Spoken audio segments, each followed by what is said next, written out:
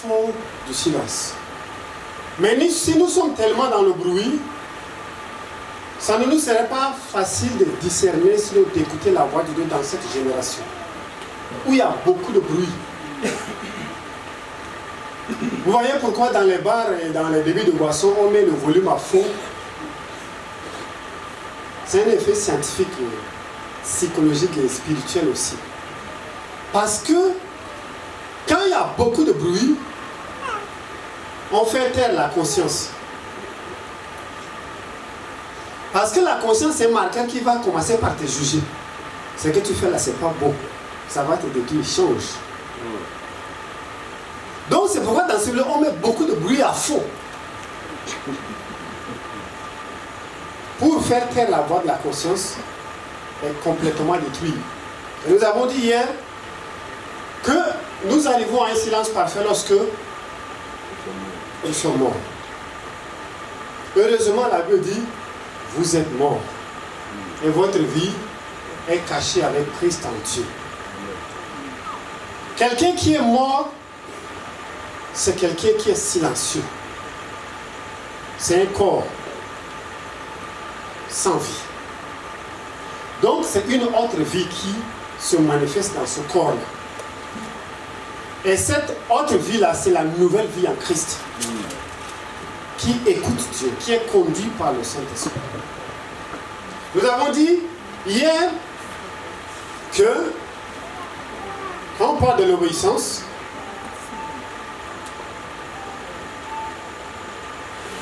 cela implique la souffrance aussi dans l'obéissance.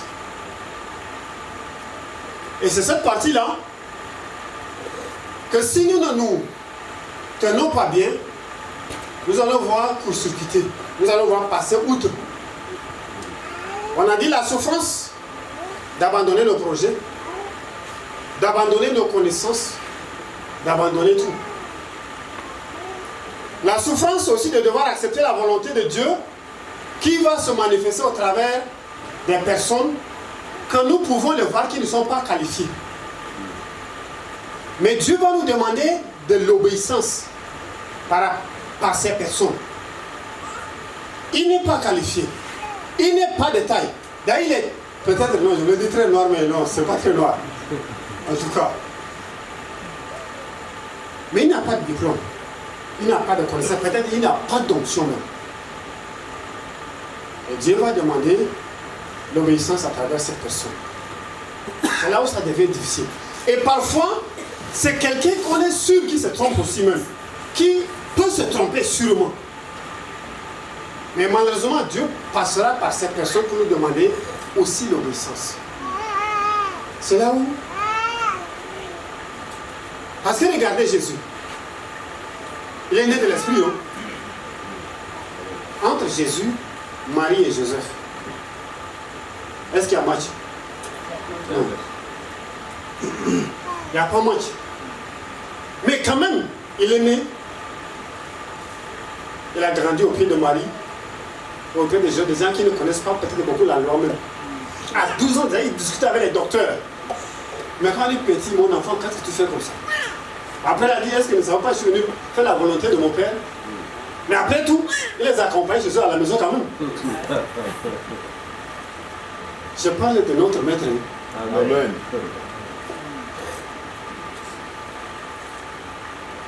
Il se souvient à quelqu'un comme Joseph, un charpentier. Et on l'appelait fils d'un charpentier. Mais ce n'est pas son appel. Aujourd'hui, on va dire, I reject in the name of Jesus. On l'appelait fils d'un charpentier quand même. L'obéissance aussi, la souffrance de pouvoir agir sans rien comprendre. C'est ça qui est difficile dans notre génération, où on demande, on veut le pourquoi, du comment les choses. Mais le Seigneur va te dire, va. Mais, va. C'est là où,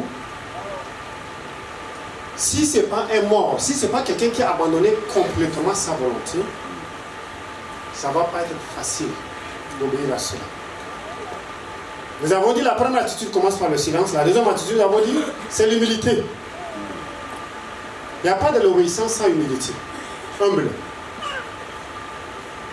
Et la Bible dit, Dieu regarde l'orgueilleux de loin, il regarde l'orgueilleux. Mais il est près des cœurs contrits et humbles. Et il relève. Mais un orgueilleux, il le voit de loin. Il dit, celui-là, mettez-le à côté. Celle-là, non, c'est pas la peine. Vous ne connaissez pas. Mais moi, je connais son cœur. On ne peut pas lui donner ce privilège. Parce que Dieu voit le cœur de loin. L'humilité. La troisième attitude dont nous avons parlé hier, c'est l'adoration. La troisième attitude de l'obéissance, c'est une vie d'adoration. Et nous avons vu comment le Seigneur Jésus, qui est notre modèle, nous reviendrons là-dessus à la fin, mais Jésus qui est Dieu. La Bible dit, lui qui était l'égal de Dieu, lui qui était Dieu, il est Dieu, mais il s'est humilié. Se rendant obéissant, devenant semblable aux hommes, il a pris la condition humaine, il est resté humain. Il a pris la condition humaine, il est resté humain. Il a vécu une vie d'obéissance et il a vécu une mort d'obéissance. La Bible dit Jésus en tant que fils, l'héritier de toutes choses. Mais il a présenté à Dieu. C'est ça où l'obéissance l'a conduit. Il a été flagellé, frappé pour nos meurtres, blessé pour nos iniquités. Le châtiment qui nous donne la vie est tombé sur lui. On l'a considéré comme rejeté. Il n'y a point, il n'a rien sur son visage d'apparent qui puisse attirer notre regard. C'est ce que Ésaïe décrit dans Ésaïe 53. Voici comment il s'est humilié. Et la Bible dit, il n'a pas tenu compte de l'ignominie. Ce qui est ignoble et ignominieux, c'est ce qui fait honte. Ou même, le plus mauvais dira que ça c'est honteux. Mais c'est ça que Jésus est venu prendre. Lui, le Fils de Dieu. Il dit, Père, je suis venu pour faire ta volonté. C'est pourquoi à Gethsemane, lorsqu'il devait prendre la coupe, nous avons dit hier que l'obéissance est à la coupe de l'obéissance. Cette coupe-là, Dieu va te la tendre. Seigneur, c'est trop amer, je ne veux pas boire. Il dit, ok, tu ne peux pas hériter de ça aussi. Seigneur, c'est trop lourd, je ne peux pas porter. Ok. Parce que c'est ça le chemin. Et ça ne te concerne pas. Mais à ceux qui vont s'humilier, Seigneur, je veux ta grâce. Qui vont décider de prendre cette coupe et de boire la coupe de la honte, où on va trahir ton nom, on va t'insulter dans toute la ville, on va te critiquer. En tout cas, tu seras inconsidéré. Mais c'est ça le chemin. Le Seigneur te demande de passer. Le chemin de l'obéissance. Il y a la coupe de l'obéissance. Et cette coupe, ce n'est pas forcément de la joie, non. Ce n'est pas aussi de la popularité, non. Il va te faire passer par ce chemin, par cette coupe-là. Et c'est là où notre Seigneur est passé. C'est pourquoi la Bible dit, c'est pourquoi aussi. C'est en français. C'est la raison pour laquelle la conséquence de son obéissance, la voilà. C'est que Dieu ne fait pas d'injustice. Il a dit, comme tu es mon fils, je te donne le pouvoir, même à Jésus. Il a vécu en tant qu'humain, pleinement homme. Il a dit, même, c'est pas parce qu'il dit, c'est parce que tu es mon fils que je te donne. Non. Il fallait tester son obéissance. Et Christ devait passer par la croix. C'est pourquoi, avec cette coupe, il dit, Père, si cela dépendait de moi, si tu peux ignorer de moi cette coupe. Mais toutefois, pas ma volonté, mais ta volonté. Et la volonté de Dieu, c'est que quelqu'un doit payer. Quelqu'un doit payer le prix et prendre cette coupe. Jean dit, les séraphins se sont tués. Les archanges, silence. Les 24 veillards. Non. Plus personne dans les cieux, sur la terre, n'était digne. Voici le prix de son obéissance. Nous reviendrons là-dessus. Le thème de cet après-midi, de ce soir. L'obéissance consolide le règne. Lisons ensemble Jérémie chapitre 7, le verset 22 et 23.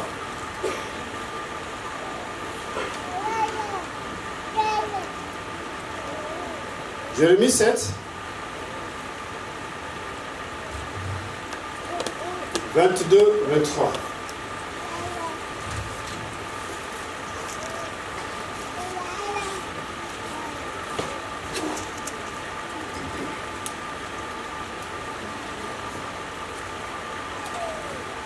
Jérémie 7, 22, 23.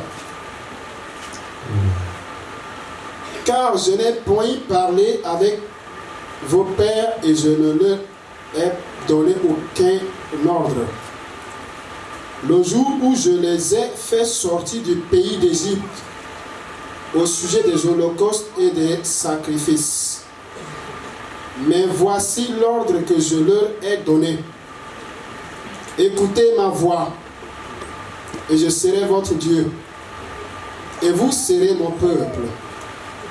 Marchez dans toutes les voies que je vous prescris, afin que vous soyez heureux. Pour être heureux, il y a la conséquence, n'est-ce pas? Voici ce que Dieu dit à son peuple par la bouche de Jérémie. Par contre, j'allais ordonner ceci.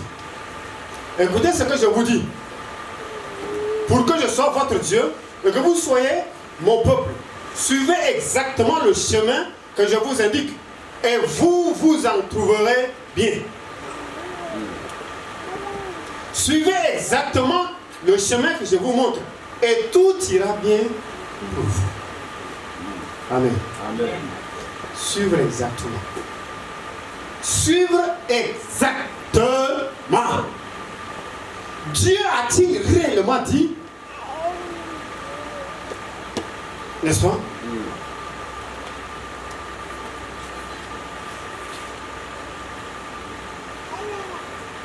Bien-aimés, comme nous avons dit hier,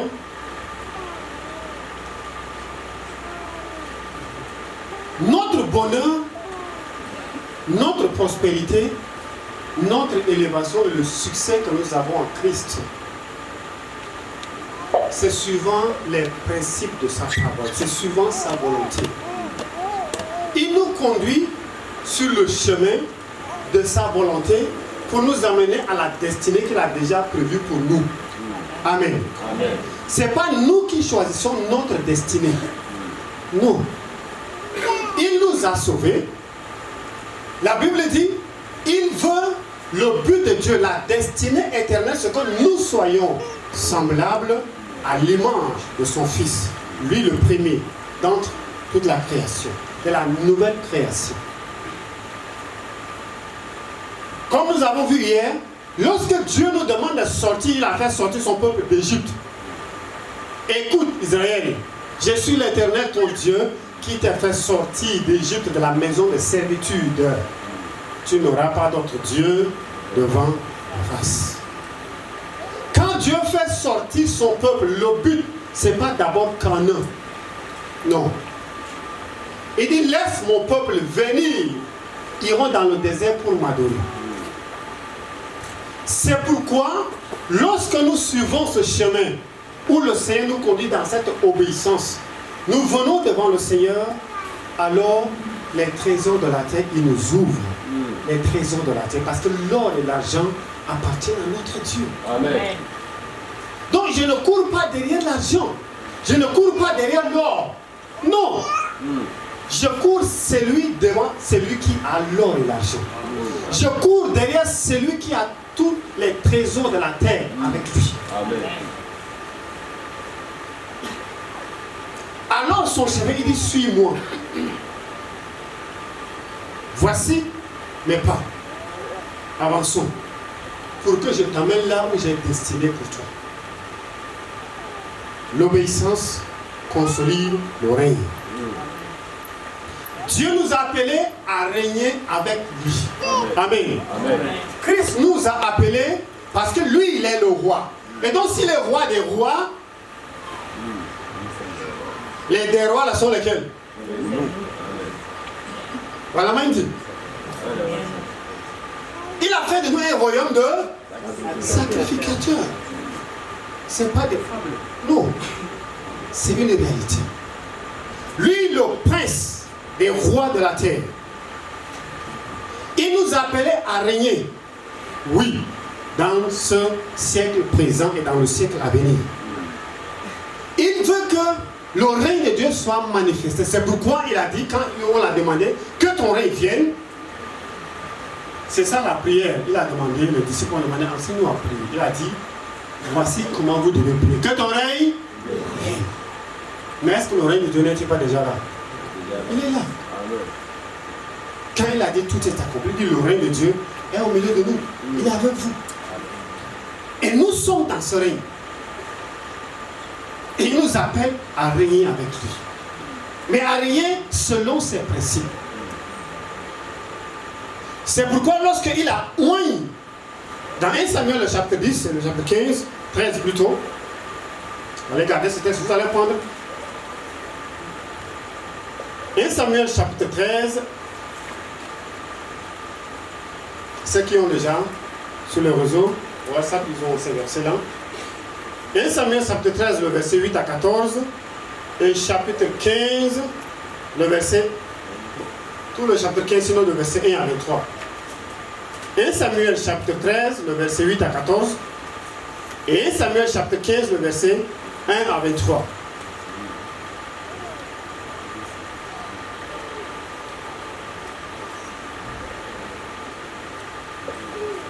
Ouvrons 1 Samuel chapitre 13.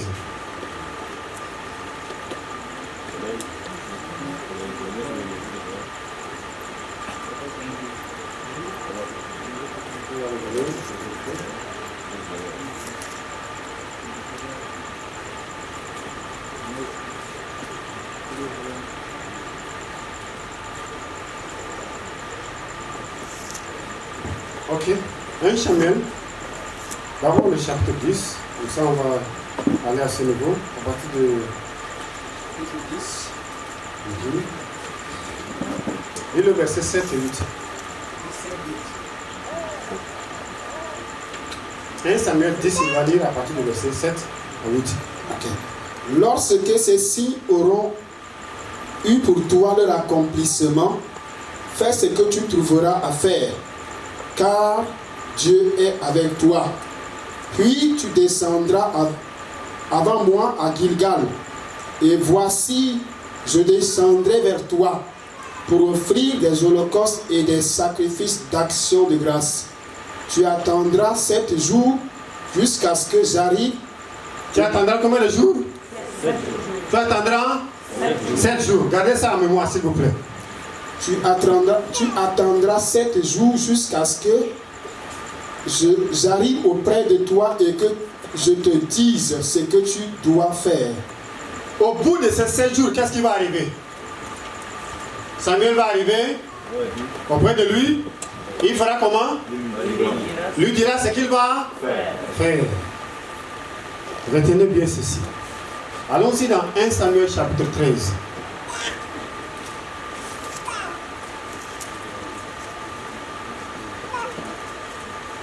Merci. Commence à partir du verset 2, bien aimé. Saoul choisit 3000 hommes d'Israël. 2000 étaient avec lui à Michmash. C'est ce que vous avez entendu. Et sur la montagne de Bethel, et 1000 étaient avec Jonathan à Gibéa de Benjamin. Il renvoya le reste du peuple, chacun à sa tente. Jonathan bâtit le poste des Philistins qui était à Gibéa. Et les Philistins l'apprirent. Saoul fit sonner de la trompette dans tout le pays, en disant que les Hébreux écoutent. Tout Israël entendit que l'on disait, Saoul a battu le poste des Philistins, et Israël se rend au Dieu aux Philistins. Et le peuple fut convoqué auprès de Saül à Gilgal. les Philistins s'assemblèrent pour combattre Israël. Et il avait 1000 chars et 6000 cavaliers. Et ce peuple était innombrable comme le sable qui est sur le bord de la mer. Ils vinrent camper à Michmash, à l'orient de Beth-Even. Les hommes d'Israël se virent à l'extrémité, car il était serré de près. Et ils se cachèrent dans les cavernes, dans les buissons, dans les rochers, dans les tours et dans les citernes. Il y eut aussi des Hébreux qui passèrent le Jourdain pour aller au pays de Gad et de Galad. Saoul était encore à Gilgal, et tout le peuple qui se trouvait auprès de lui tremblait. Il attend. Ok. On me pose à ce niveau. Voici la topographie.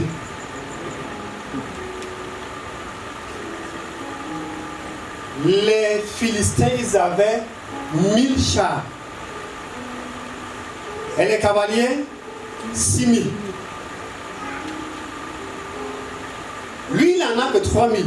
2000 d'Israël et 1000 de Benjamin, un truc comme ça. 2000 avec lui et 1000 avec Jonathan. Il va en guerre contre 1000 chars d'abord et 6000 cavaliers.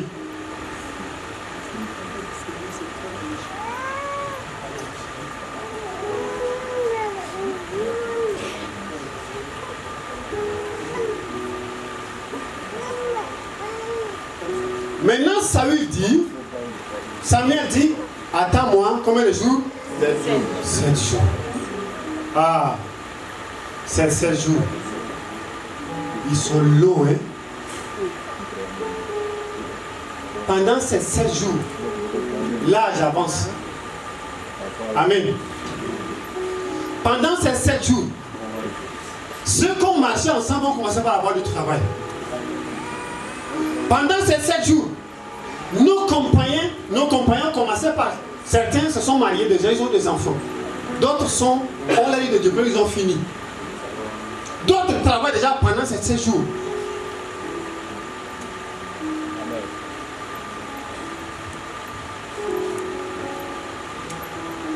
Pendant ces 7 jours-là, ceux qui nous appréciaient, ils nous ont lâché la main déjà. Ceux qui nous accompagnaient, ceux qui nous encourageaient, ils sont occupés à d'autres business. Certains, on les appelle même, leur numéro, ça passe. Pendant ces 7 jours. On te dit, mon ami, on est ici bas. Na adapta majiba qui a ninga walia kuga toli. C'est bon. Il prend un angina à la bas car il coule là-dedans. Il est avec moi.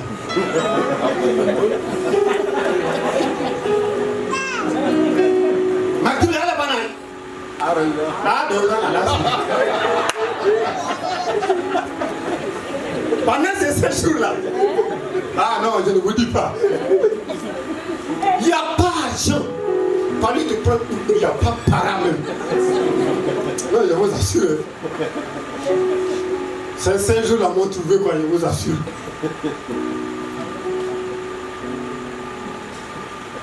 Tu cherches, mais dis des digaris, même tu ne trouves pas. Pendant ces 7 jours-là, tout semble loin. Dieu semble fermer les oreilles. Alors que ça presse. C'est une situation de combat. Hein.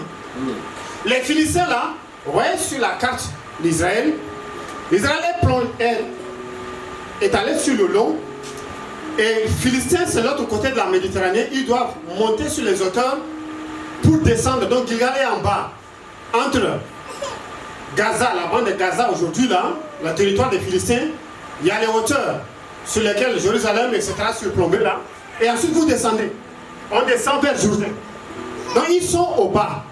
Et les Philistins ont passé là, ils sont là en train de les regarder. Et on dit qu'ils tiennent les hauts sur les bas. Nous, en tactique, on dit comme ça. C'est dans cette situation, bien aimé. Samuel a dit, attends-moi combien de jours? 7 jours. Mais Seigneur, on fait comment? Ça ne bouge pas. Ça ne bouge pas. J'ai mon diplôme, ça fait combien d'années aujourd'hui? J'ai mon bac. Seigneur, ça ne bouge pas, on fait comment? Attends-moi. 7 jours. Qu'est-ce qui va se passer? Je viendrai et je te dirai ce que tu vas faire. L'obéissance consolide l'oreille. Voici la topographie dans laquelle le roi Saül s'est trouvé. Les autres ont commencé par fuir. Ils se cachent sur le fond des rochers même. Je me souviens de Gédéon en sortant. Il a dit que ceux qui ont peur, ils rentrent. Ouais. 32 000 là. 22 000 ont quitté. Les gens qui ont tiré là, nous sommes les soldats. Les soldats de Jésus en avant. Nous sommes. Il dit lesquels ont peur? 22 000. C'est ça la situation dans laquelle Saül est. Les gens ont commencé par se cacher dans les fonds des rochers. Et les Philistins, la Bible des Philistins le presse. Vous avez bien aimé quand la situation vous presse. Non. Quelqu'un a goûté un peu la pression de cette situation? Ouais. Ça dit, les difficultés ont élevé les murailles. Ça dit, tu ne peux pas lever la tête pour regarder. Des secours, il n'y a nulle part de secours. Voilà la situation. Mais pendant ce temps-là, Dieu dit, quand la prophétie est tarde, il faut chercher la solution. Débrouille-toi.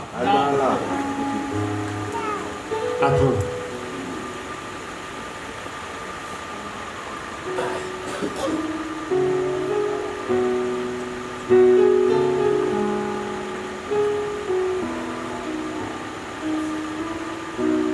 Quand il n'y a pas d'espoir, l'ennemi presse.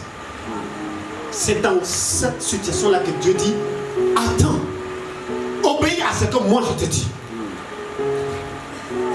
La même chose s'est passée avec papa Abraham. Il dit, tu auras un héritier. Attends, tu auras de moi un héritier. L'espoir est passé. L'espérance même apparemment est dépassée. Parce que Sarah avait 90 ans. 2 fois monopause. Impossible avec grand I. C'est pourquoi le livre de Romains dit espérant contre. Mais avant cela, pendant ce temps d'attente, pendant ce temps, ces 7 jours que Dieu a demandé d'attendre, je viendrai te dire, moi je t'ai donné la promesse. Et la Bible dit, je suis fidèle. Je veille sur ma parole pour. Mon frère, Dieu veille sur sa parole pour l'accomplir. Et il va l'accomplir. Il n'est ni en retard, ni en avance. Il est pile à l'heure. Amen. Mais 6 jours plus 23 heures, c'est pas encore 7 jours. Entre nous. Vrai ou faux? Oui. 6 jours plus 12 heures, ça fait 7 jours? Non. Vous comprenez un peu que c'est sérieux? Agar a dit, non mon ami, je ne suis pas sûr que ton Dieu là, il va faire quelque chose. Débrouillons-nous. Aide-toi le ciel t'aidera. Prends ma servante là. Au moins, elle est jeune. Il n'y a pas de discussion. Elle va donner enfant.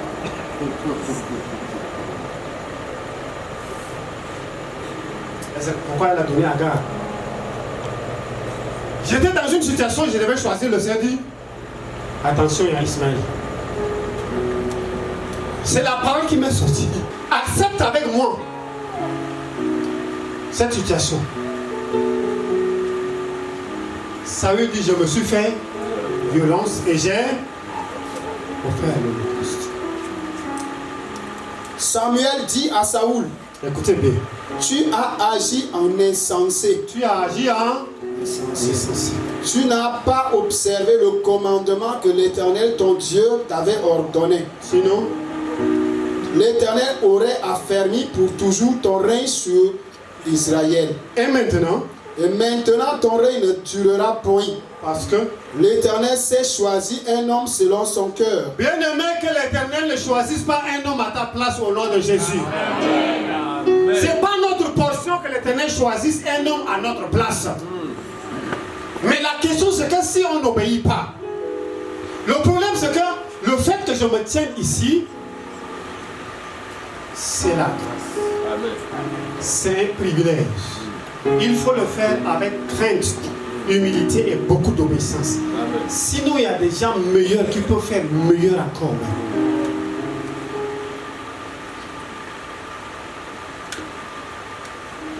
Ce n'est pas les ressources humaines qui manquent à Dieu.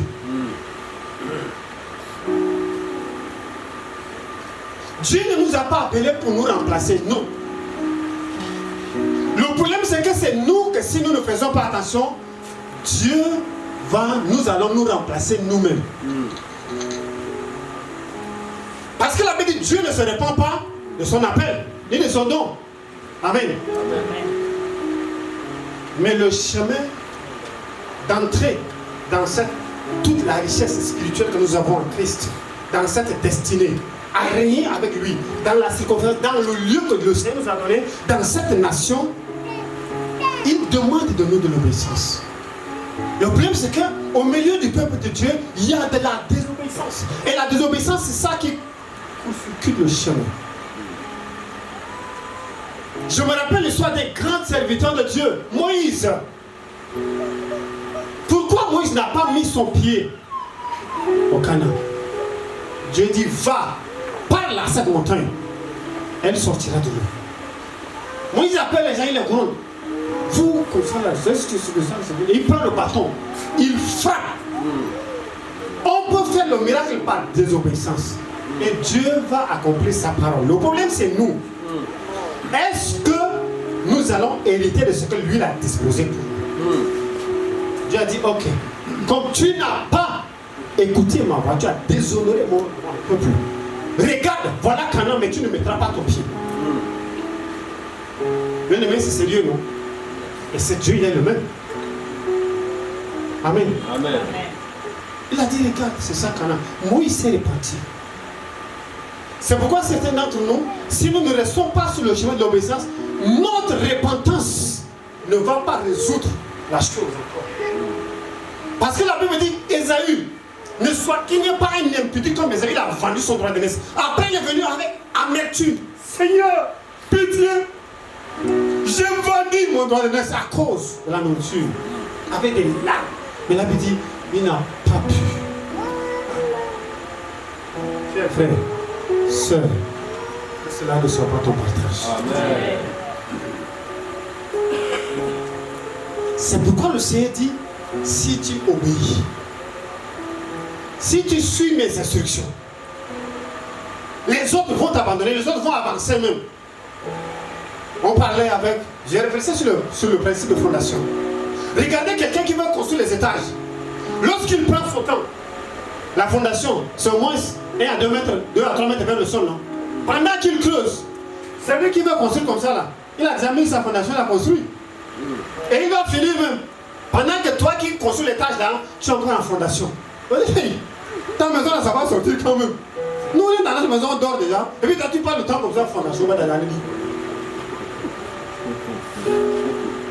Mais parce qu'il ne sait pas où est-ce que tu vas.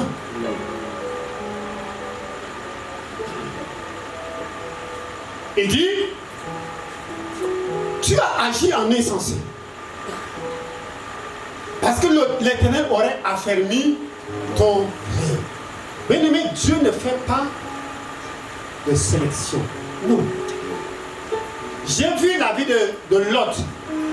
Généralement, quand on nous prêche, on dit non. C'est parce que Lot s'est séparé d'Abraham que Abraham a commencé à être béni. Ça veut dire que Dieu fait d'acception de personnes? Non. Non. Dieu a parlé à Lot aussi. Mais Lot a fait son choix de désobéir et d'aller comme il veut. C'est pourquoi il a alerté. Ce n'est pas parce qu'il est resté avec Abraham que ce n'est pas la présence de Lot dans la vie d'Abraham qui ça empêché à Dieu de bénir Abraham. Non. Il fait partie de la famille de Lot. Mais Lot a choisi le chemin autre que l'obéissance. Voici ce que Saül a fait. Il dit Dieu s'est choisi. Non? Maintenant le deuxième texte, c'est dans 1 Samuel 15. Cette partie du film-là est très intéressante, je vous assure. C'est là où je demande à mourir là-bas.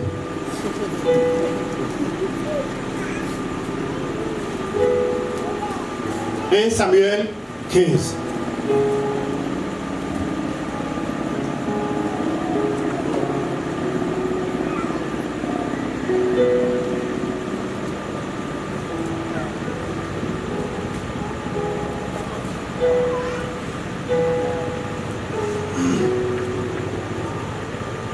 Tu peux te lever. Tu peux lever, partir du verset. Ok. À partir du verset 2. Ainsi parle l'Éternel des armées. Je me souviens de ce qu'Amalek fit à Israël lorsqu'il lui ferma le chemin à sa sortie d'Égypte. Va maintenant, frappe Amalek et dévouillez par interdit tout ce qui lui appartient. Tu l'épargneras point, et tu feras mourir hommes et femmes, enfants et nourrissons, bœufs et brebis, chameaux et ânes. Ok. Est-ce qu'il y a mieux clair que ça? Non. Ok, qu'est-ce que Dieu a demandé à Saül d'aller faire? De dévouer Amalek par? En faisant comment? En tuant les hommes, les femmes, les enfants, les nourrissons, les brebis, les chameaux. Sauf rien. Même rien, il ne faut pas laisser. Comme dit mes amis ivoiriens.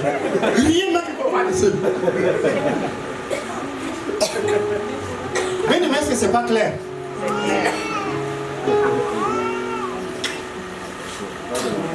Abandonne. Dévoue Amalek par interdit.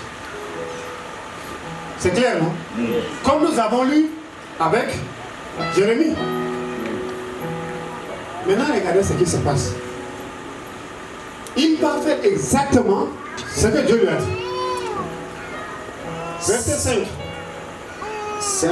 Saoul marcha jusqu'à la ville d'Amalek et mit une embuscade dans la vallée. Et il dit aux Kéniens, merci, allez retirez-vous, sortez du milieu d'Amalek, afin que je ne vous fasse pas périr avec lui, car vous avez eu de la bonté pour tous les enfants d'Israël. Lorsqu'ils montèrent d'Égypte, et les Kéniens se retirèrent du milieu d'Amalek. Saoul battit Amalek depuis Avila jusqu'à Shur, qui est en face de l'Égypte. Il prit vivant Agag,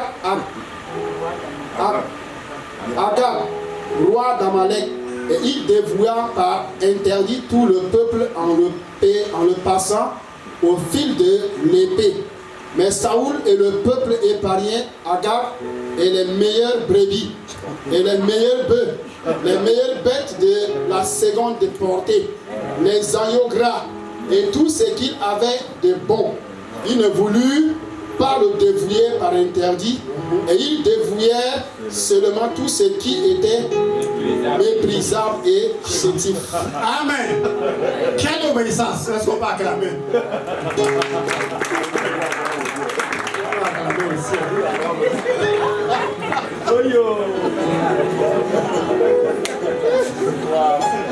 Vous avez acclamé cette obéissance là.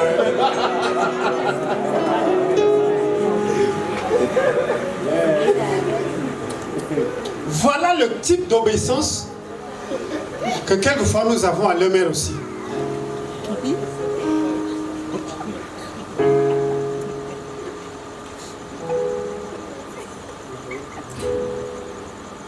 Apportons les choses, on va envoyer aux missionnaires, etc. On va dans nos valises. Ouais, je ne veux pas dire là. Les choses, vous avez compris.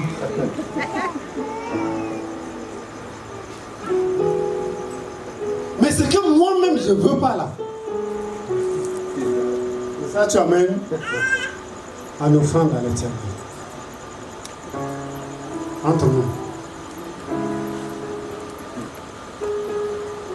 De vous par interdit tout. Mais voici ce que Saül et son peuple ont fait. Tout le monde a lu ça, n'est-ce pas?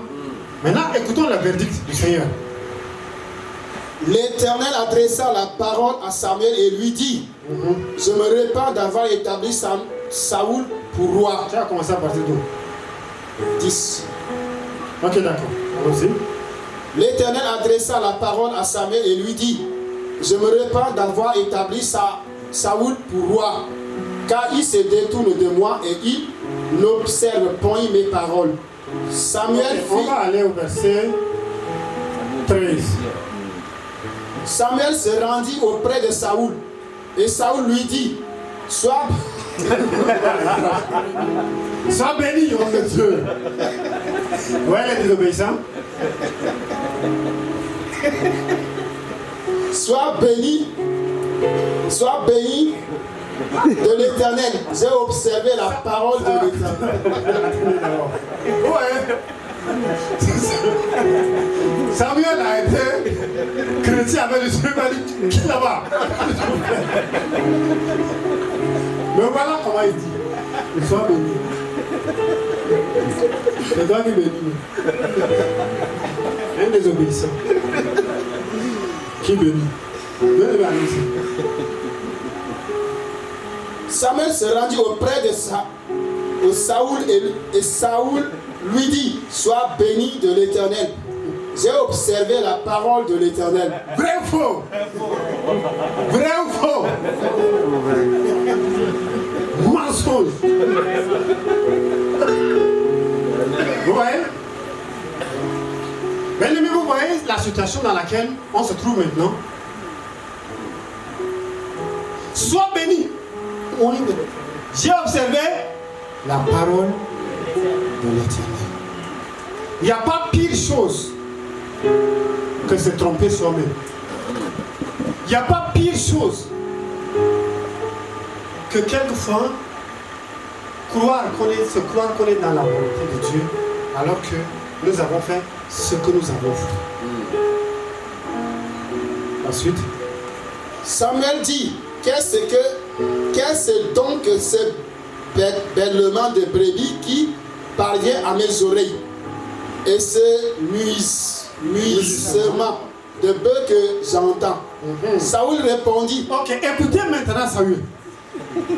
Ils les ont amenés de chez les Amalécites. D'accord? Parce que le peuple a épargné les meilleures brebis et les meilleurs bœufs. Pour faire quoi? Afin de les sacrifier à l'Éternel, ton Dieu. Mais quand vous lisez cette histoire, c'est amusant, ça fait peur, c'est bête, c'est con. Mais c'est sérieux quoi. Ok. Et le reste, nous l'avons dévoué par interdit. Ok, bien aimé. Comment est-ce que ce que Dieu rejette? Et puis toi tu dis, tu trouves que ça c'est bon, moi j'ai offert à Dieu. Haba. Haba.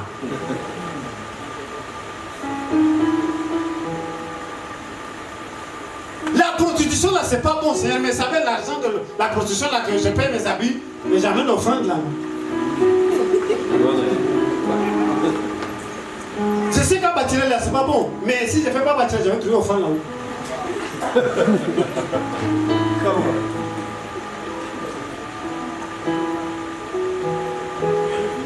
Le vol là c'est pas bien.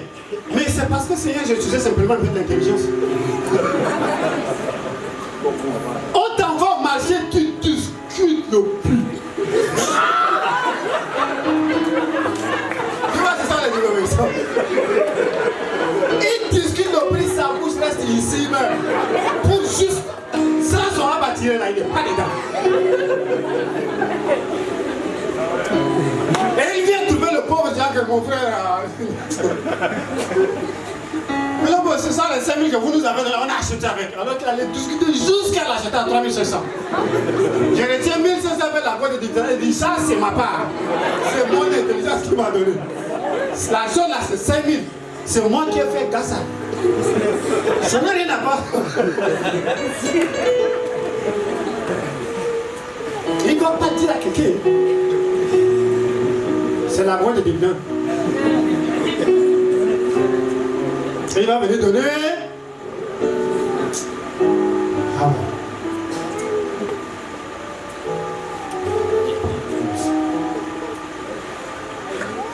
Il dit c'est le peuple qui a laissé, il a épargné. Il dit c'est eux.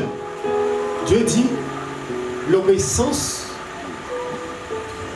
n'est-elle pas mieux que le sacrifice? Est-ce que moi je prends plaisir au sacrifice? Est-ce que moi je prends plaisir à tes prières, à ton adoration, à ta vie, à ce que tu donnes? Si tu n'obéis pas à ma voix, je t'ai demandé de dévouer Amalek par interdit. Amalek, c'est le peuple, quand le peuple est sorti, quand Israël est sorti de l'Égypte pour entrer en Canaan, le premier peuple qui s'est opposé à Israël, c'est Amalek. La première personne qui s'occupe, qui s'oppose pour notre entrée dans notre héritage, c'est la chair. C'est l'ennemi qui est de l'intérieur. Amalek, c'est le peuple qui habite déjà au Canaan.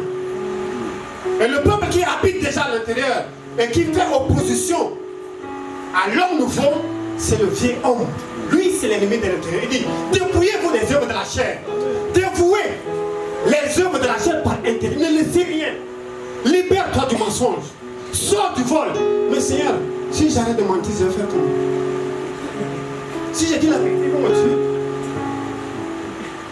Si j'ai dit la vérité, mais mon travail, là, ils vont arracher.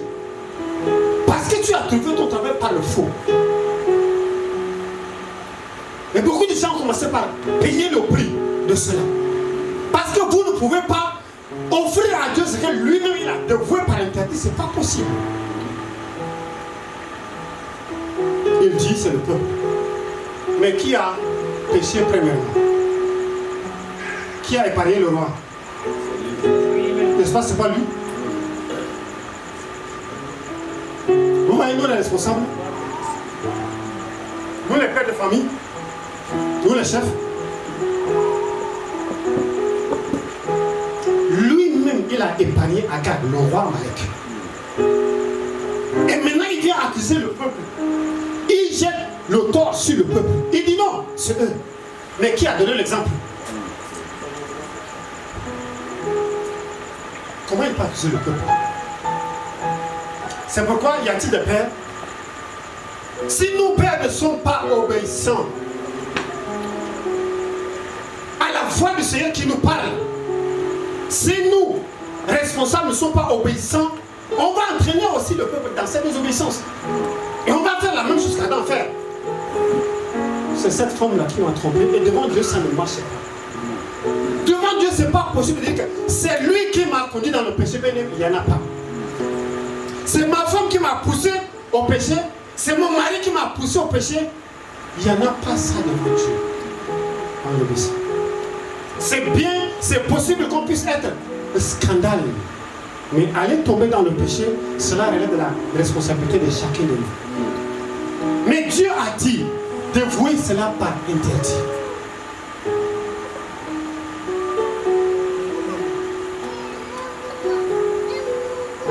Que le mensonge ne règne donc plus en vous.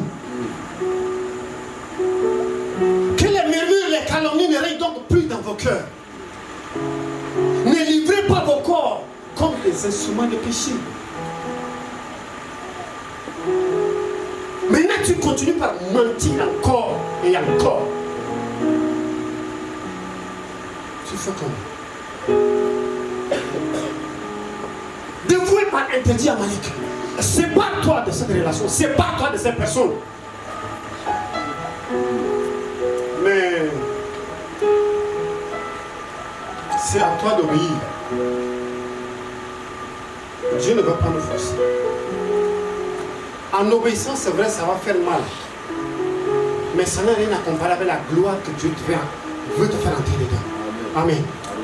La Bible dit, Jésus, en vue de la joie qui lui était réservée, en vue de la gloire qui lui était réservée, en vue de ce qu'on a donné, il y a un nom, il y a une position auquel le Père l'élève.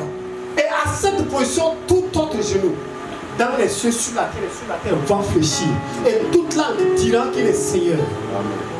À cause de cela, la Bible dit, il a vu tout. Comme il a traversé ce chemin. En vue de la gloire qui était réservée. Il a obéi. Dieu dit à Saül, Samuel dit à Saül, arrête, et je te déclare ce que l'Éternel m'a dit cette nuit. Et Saül lui dit, parle. Il est confiant, hein, celui-là. Ok, allons-y. Samuel dit, lorsque tu étais petit à tes yeux, n'es-tu pas devenu chef des tribus d'Israël? Et l'Éternel ne t'a-t-il pas oint pour que tu sois roi sur Israël?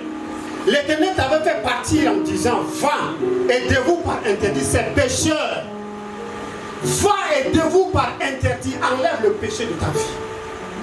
Va, aidez-vous par interdit tout ce qui fait partie des œuvres de la chair. Va, aidez-vous par interdit tout ce qui a l'apparence du péché.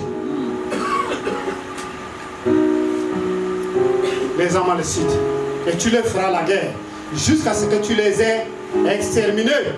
Pourquoi n'as-tu pas écouté la voix d'Éternel? Pourquoi n'as-tu pas jeté? Pourquoi t'es-tu jeté sur le butin? Et as-tu fait ce qui est mal aux yeux de l'Éternel? Saül lui répondit, j'ai écouté bien la voix de l'Éternel et j'ai suivi le chemin par lequel m'envoyait l'Éternel. J'ai emmené Agag, roi d'Amalek, et j'ai dévoué par interdit les Amalek.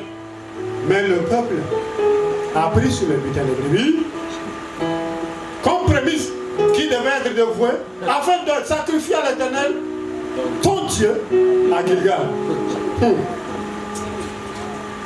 Samuel dit, l'Éternel trouve-t-il du plaisir dans les holocaustes et les sacrifices comme dans l'obéissance à la voix de l'Éternel? Voici, l'obéissance vaut mieux que les sacrifices et l'observation de sa parole vaut mieux que la graisse de bélier. Car la désobéissance est aussi coupable que la divination et la résistance ne l'est moins que l'idolâtrie et les téraphins. Puisque tu as rejeté la parole de l'Éternel, je te rejette aussi comme roi. Saül dit, j'ai péché, car j'ai transgressé l'ordre de l'Éternel. Je n'ai pas obéi à tes paroles. Je crains le peuple.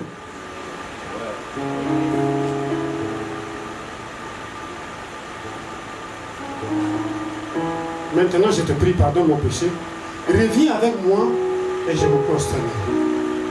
Reviens avec moi et honore-moi devant mon peuple. Ennemi, il n'y a pas pire situation de vivre dans la désobéissance et de vouloir qu'on t'honore. Il n'y a pas pire situation de vivre dans le péché, dans la compromission et de vouloir qu'on ne te parle pas. Il n'y a pas pire situation de vivre loin de la volonté de Dieu et vouloir qu'on ne te reproche pas, qu'on ne te dise pas le mal pour te faire sortir. Il dit honore-moi.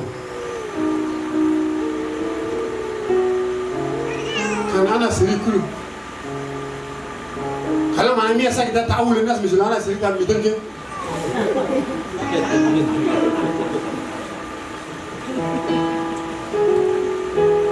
J'ai fait quoi? J'ai couché avec la femme de quelqu'un, j'ai tué quelqu'un.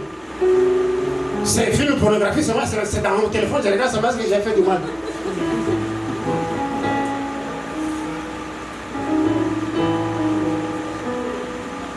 Et pour ça, là, vous parlez avec, devant tout le monde comme ça, vous courez avec mon nom devant les gens comme ça, pour une petite chose comme ça, là, est-ce que j'ai tué quelqu'un?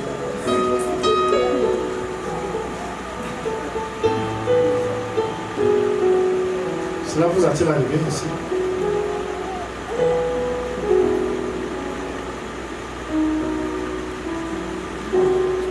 Voici comment l'oreille de Samuel n'a pas duré. Voici comment Samuel a coupé court la gloire de Dieu dans sa vie. Saül plutôt. Voici comment Saül a arrêté d'entrer dans la bénédiction. Et quand j'ai comparé cela avec la vie de David, comment Dieu a dit, ton règne sera un règne éternel.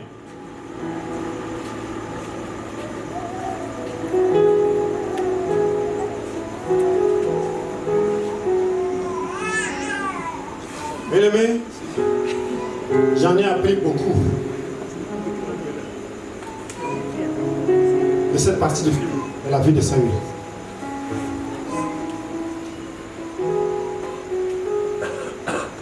Y a-t-il quelque chose encore que tu es en train de lutter avec la voix du Seigneur?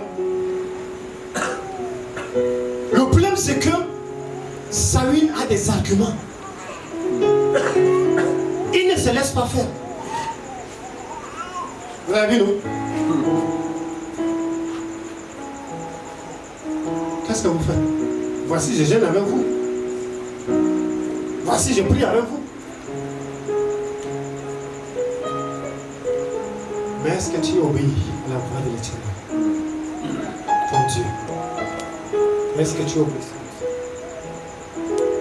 Parce qu'il y a la bénédiction de Dieu pour nous. Saül a été oint aussi. Comme il nous a oint par le Saint-Esprit. Il nous a oint afin de porter la gloire de Dieu dans cette génération. Le problème c'est que pour que nous portions cette gloire, il y a des épreuves. Il y a le temps d'attente. Il y a la prophétie, elle est là. Mais Dieu attend là. Et pendant que ça tarde, il y a le chemin court, il y a les raccourcis. Il y a la pression, il y a l'oppression, il y a la difficulté aussi. Mais c'est ce qui dit, vaincre ou mourir, je reste sur la voie de Dieu. Je reste sur la voie de Dieu. Il y avait la famine. Isaac devait aller en Égypte. Dieu dit, reste là et sème dans la famine. Quand je finissais, vous savez, c'était pendant le temps d'abattement. Et là-bas, on me présentait, dit, mais Maradas, est-ce que pensez-vous de la Légion étrangère, etc.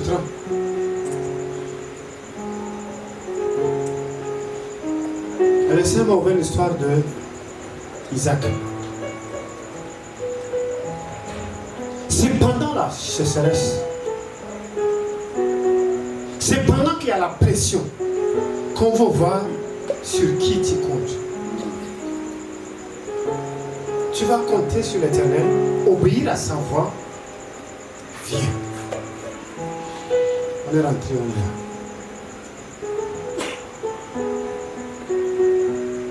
Mais parce qu'il y avait une grande chose encore à rentrer dedans. Y a-t-il des choses auxquelles nous discutons avec le Seigneur? Non. Ne discutons pas avec le Seigneur. Ne raisonnons pas avec le Seigneur aussi, non. Ce que Dieu a dit, devrait par interdit là, laissons-le. Ce n'est pas à nous de dire on va donner ça à Dieu, non. Lui-même il a dit je rejette. Comment tu peux offrir ça à Dieu? Ce n'est pas possible.